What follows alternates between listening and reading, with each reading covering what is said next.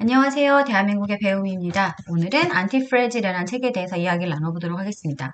프레질이라는 단어는 영어로다가 깨지기 쉬운이라는 뜻을 갖고 있고요. 그러면 여기서 소개된 프레질한 사람과 안티프레질한 사람에 대해서 한번 간단하게 설명해 보도록 하겠습니다.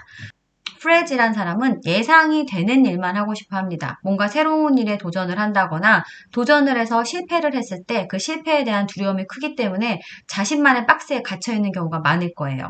반면에 안티프레질한 사람 같은 경우에는 예상에서 벗어나고 싶어 합니다. 뭔가를 새로이 도전하고 탐구하고 싶어 하고 뭔가를 도전했을 때 성공도 하지만 실패도 하는데 이 실패에 대한 해석이 다른 거죠.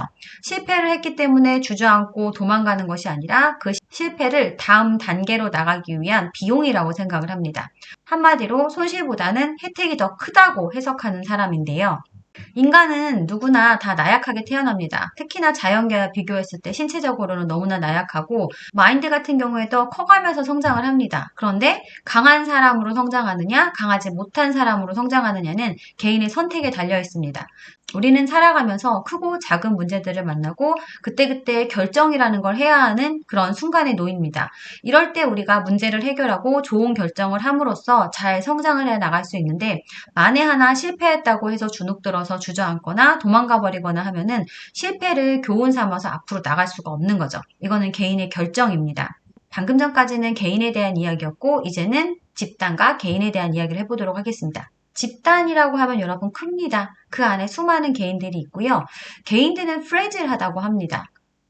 그리고 집단의 이익을 위해서 희생할 준비가 되어 있다고 합니다. 그리고 집단은 안티프레질하다고 합니다.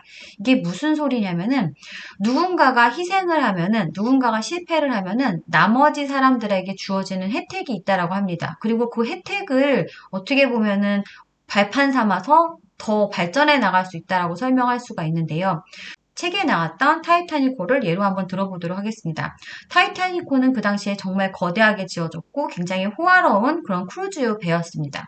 거기에 탑승했던 그런 승객들은 굉장히 재력도 있고 사회적으로 신분도 있고 그런 사람들이 탔을 거예요. 그 당시 그 배를 만들 때 수많은 연구와 비용을 들였기 때문에 안전하게 항해할 거라고 아마 그들은 확신했을 것 같습니다. 그런데 그럼에도 불구하고 문제가 있었고 빙산에 부딪혀서 타이타닉호는 침몰하게 됩니다. 이때 정말 수많은 희생들이 있었죠, 여러분. 개개인들이 수많은 희생을 했습니다. 그러면 남은 사람들이 여기서 혜택을 얻었다라고 생각을 하면 도대체 무슨 혜택일까라고 생각할 수 있는데 이들의 희생을 통해서 우리는 안 거죠, 여러분. 배는 저렇게 크게 만들면 안 되는구나. 그리고 안전상으로 보완해야 될 게 더 많다. 사람들이 더 많은 안전에 대한 경각심을 갖게 되기 때문에 더 안전한 배를 만들고 더 항해에 있어서 조심하게 될 것입니다. 이게 남아있는 사람들이 받은 혜택입니다. 또 하나의 예로 비행기 사고를 들 수 있습니다. 비행기 사고가 나면은 희생하신 분들은 너무 안타깝지만 남은 사람들은 또 어떻게 되죠, 여러분? 또 안전에 대해서 굉장히 경각심을 갖게 됩니다.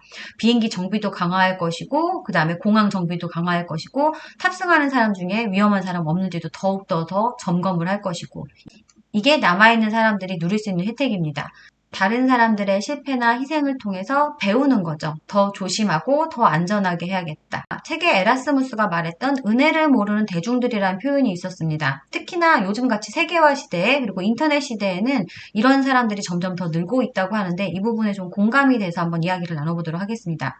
이 작가는 국가가 기업가의 날을 정한 이유에 대해서 이렇게 설명을 하는데요. 여러분들 대부분이 실패하고 존경받지 못하고 가난할 것이라고 합니다. 여기서 말한 여러분은 실패한, 그러니까 역사 속에서 사라져간 기업들을 설명할 수도 있고 아니면은 실패를 많이 하고 늦게 성공한 기업일 수도 있을 것 같습니다. 이런 기업들의 경우에는 실패하고 존경도 받지 못하고 심지어 가난할 수도 있다고 합니다. 그런데 그러니까 우리 입장에서는 이제 세계 경제를 발전시키고자 기업들이 노력했겠죠. 그리고 많은 사람들을 가난으로부터 구제하기 위해서 기업이 잘 되면 많은 사람들한테 도움을 줄 수 있죠. 뭐 예를 들어 직원을 고용할 수도 있고 이렇게 한 부분에 대해서 희생을 감수하고 위험을 감수했기 때문에 감사한다. 이런 표현이 있습니다. 그리고 여러분들 그러니까 그런 기업가분들이 안티프레질의 원천이다라고서는 작가가 이야기를 합니다. 이 부분에 대해서 한번 생각을 해봤는데 기업이 있고 직장인이 있습니다. 여러분. 그러면 한번 이 둘의 관계에 대해서 생각을 해볼게요. 누가 더 위험하고 누가 더 리스크를 많이 가졌는지 생각을 해보면 당연히 기업가라고 생각을 합니다. 회사를 차리기 위해서 비용도 있어야죠, 여러분. 뭐 자기 돈으로 할 수 있지만 돈이 없다면 지원을 받아야 되기 때문에 이런 부분도 직접 알아봐야 되고 대출 같은 것도 받을 수 있고 이런 부분에 있어서 금전적인 리스크도 가져가야 합니다. 그리고 회사도 잘 차려서 회사가 잘 운영이 될 수 있는 시스템도 만들어야 되면은 이건 기업가가 고민하고 노력해야 되는 부분이고 그리고 일할 수 있는 분들을 고용합니다. 그럼 회사가 처음부터 잘 되진 않을 거예요, 여러분. 그러면 내가 고용한 사람들에게 월급을 제대로 주기 위해서 이런 부분에 대해서도 고민하고 잘 회사를 운영해서 정당한 대가를 줄 수 있도록 노력을 많이 해야 되는 게 반면에 직장인들 같은 경우에는 열심히 공부하고 노력해서 실력을 잘 갖춰서 정당한 방법으로다가 취직을 하게 되면은 내가 노력한 거에 대해서 정당하고 공정한 그런 월급이라던가 대우를 받습니다. 가장 인상적인 건 기업가와 직장인이 서로의 존재에 대해서 감사하고 협력하고 발전해 나가는 모습이 가장 이상적일 겁니다. 최근에 대한민국에서 일어났던 일들을 보면 조금 아쉬운데 여러분, 우리가 인지하던 인지하지 못하던 우리가 속해 있는 집단 속에서 누군가의 희생을 통해서 그리고 누군가의 실패를 통해서 우리가 얻는 혜택이 있습니다. 내가 지지 않았던 그런 리스크를 갖고 누군가는 회사를 차려주죠. 기업을 만듭니다. 그러면 내가 일할 수 있는 공간이 생기는 거죠. 나의 권리를 주장하는 것도 맞습니다만 내가 일하는 장소인 기업이 어려움을 겪고 있다라고 하면은 원만하게 조율을 하는 게 가장 좋은 게 아닐까 싶습니다. 가지지 않았던 리스크, 비용, 책임에 대해서 감사함을 느낀다면 결과가 다를 수도 있다라고 생각을 합니다.